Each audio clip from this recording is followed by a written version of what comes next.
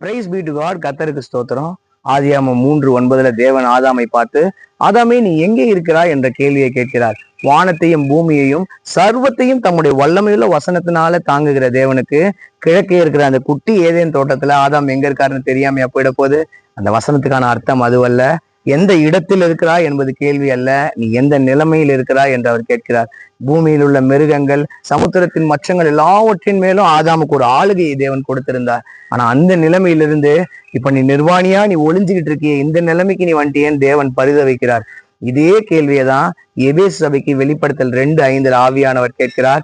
நீ இன்ன நிலைமையிலிருந்து விழுந்தாய் என்பதை அறிந்து நீ மனம் திரும்பு. நீ மனம் திரும்பாத பட்சத்தில் நான் உன்னுடைய விளக்கு தண்டை நான் நீக்கி போடுவேன் அப்படின்னு சொல்றாரு.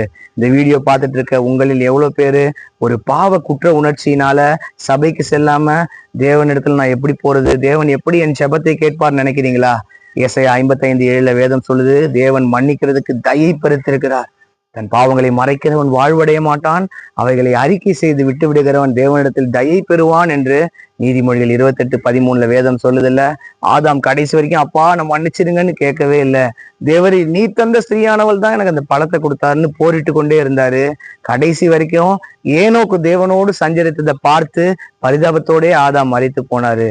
நாம தேவனிடத்துக்கு திரும்புவோம். தேவன் நிச்சயமாக நம் வாழ்க்கையில பெரிய காரியங்களை செய்வார். நான் சிறுகணும், தேவன் மாத்திரம் உயர்ந்திருப்பாராக.